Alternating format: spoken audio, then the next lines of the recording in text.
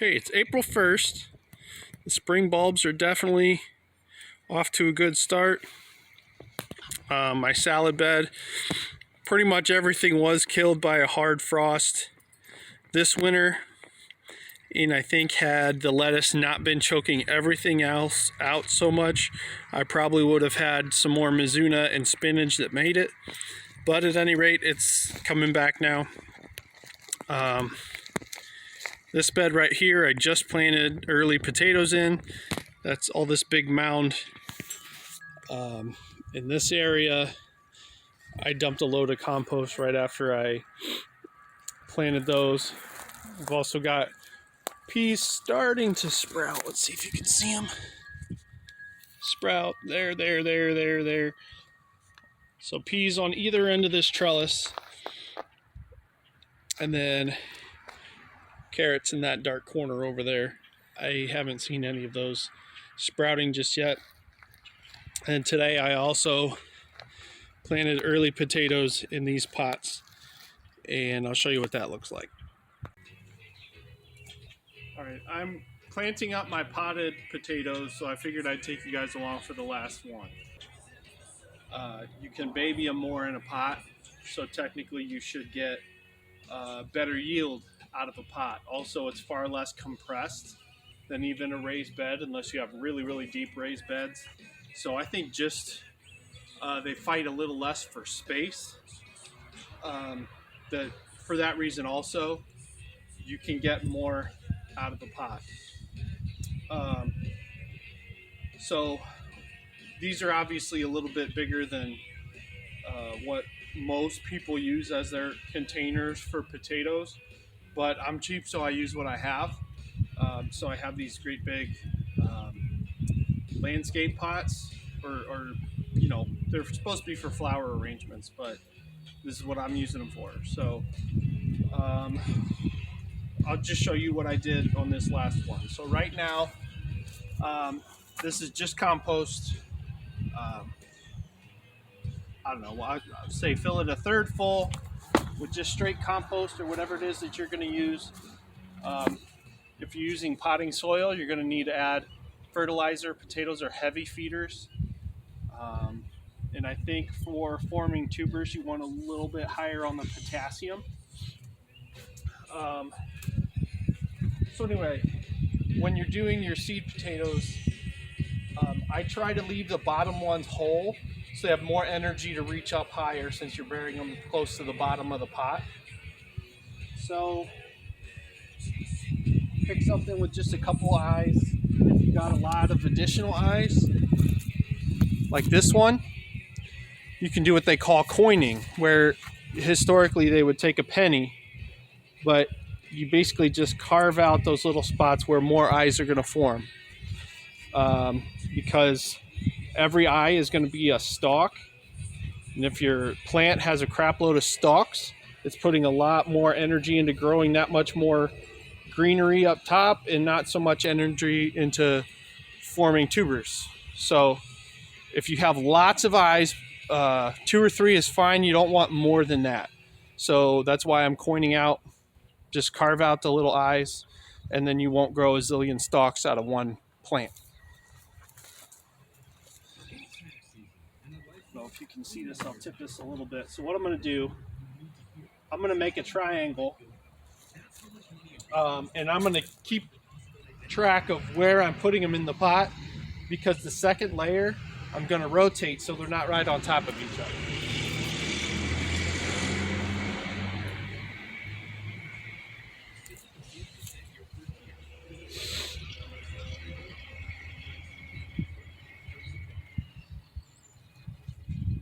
There's a bunch of eyes right here, so I'm just going to kind of scrape that whole side. Now, a lot of the recommendations you hear is once you can also cut these in half, cut them into pieces to get the right amount of eyes, and then your seed potato goes further, but that's less energy for the plant. So I try not to do that with the ones deeper down in the pot.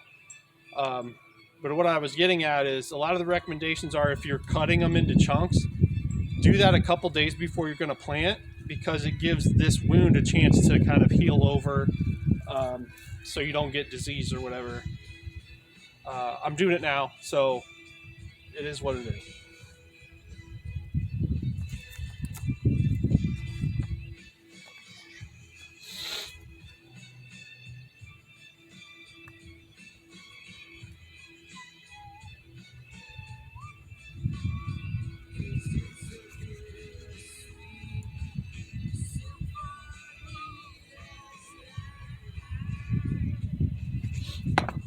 Okay, what I'm using as fertilizer is worm castings from my worm bins right here. So I'm just going to throw a handful of worm castings over these potatoes, because again, potatoes are heavy feeders. So, you know, handful of fertilizer over each one, and then we'll add more compost. Some people layer compost in straw, or potting mix in straw, or dirt in straw. It's more loose, holds moisture well, but this is pretty loose compost, so I don't feel the need to do the straw. I will be putting straw on top. It's an insulator. So earlier in the season, the straw helps it stay warm. Later throughout the late spring, the straw helps the soil underneath stay cool. You can also shade your pots, which helps a lot once you get into the hotter weather. And then it, helps regulate moisture. If you have 2 inches of straw on top, it holds the moisture in. It doesn't evaporate nearly as fast.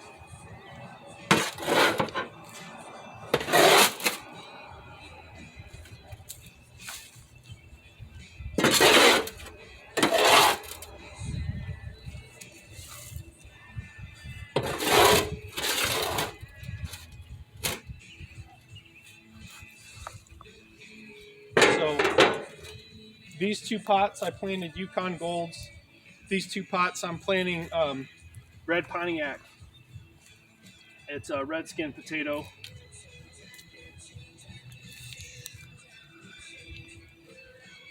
Red Norland is another popular red skin variety. This has a lot of eyes, so I'm just going to chop this right down the center.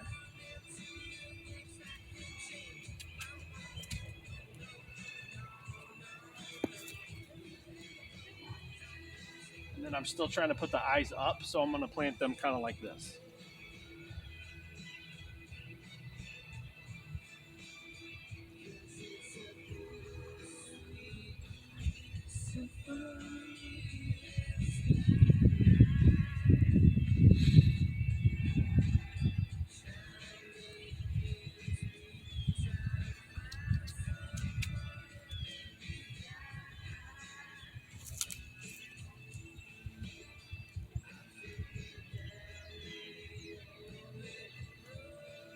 Again, handful of worm castings.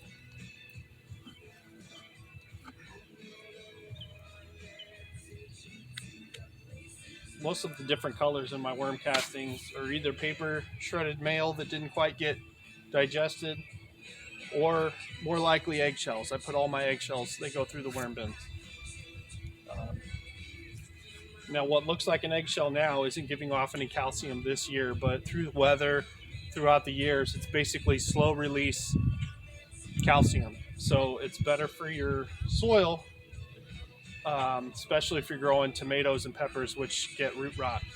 You just want to have calcium in the soil, because if you have a calcium deficiency, that's one problem you're going to have, is not root rot, blossom end rot, where the bottom of your tomato or your pepper starts to get black and rots. It's a moisture problem because of a calcium deficiency. So that's it. I'll do the rest of this wheelbarrow on top of there.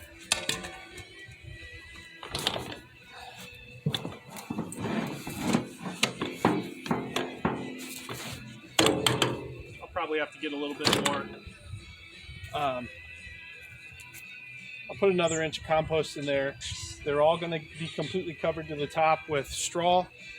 And then if you're doing smaller containers and you're starting potatoes now, one of the things you can do to kind of get a jump start and cheat a little bit, bring them inside somewhere where it's warm. They don't need light until you got plants poking through. So you can put them on a tray in a heated garage, out of the way place in your house. That'll help the soil warm up faster, help your potatoes get going a little bit earlier. Just know that the parts of the plant that do sprout up are really susceptible to frost. Potatoes are a cool weather crop. You start them in April, but if you have a decent amount of sprouts sticking out of the ground and you're going to have a hard freeze, you definitely need to find a way to protect them, cover them up, keep them from getting frostbite. So that's container potatoes. I'm going to start planting my in-ground potatoes now too. My personal experience is in the spring, your early potatoes, I like to put them in the ground. You can just plant a lot more and get a decent amount out. I do not do late season potatoes in the ground anymore because in my raised beds, I don't know if it's compaction or if they just grow slow because it's hot, but I don't get good yield out of the beds for late season potatoes when you're harvesting later in the year and they're there through the hot months. So I'm going to harvest these really early for, early season potatoes. These are both early season varieties. So by June, for sure, late May, early mid-June, I'm going to be dumping these out, taking all the potatoes out of them. And that's when I'm going to plant my late season potatoes back in these pots. And I plan to put like a chicken wire or trellis over it. So far, the plants will grow through it. It'll help them stay a little more upright, and it helps keep the pots shaded to keep them cool because potatoes don't like hot weather. And then as long as you water consistently, you don't let them dry out a lot, hopefully they'll make it all the way through the hot months, and I won't harvest them till the weather's cooler and they'll be that much closer to winter where they'll store longer in the basement. Thanks for watching. See you next time.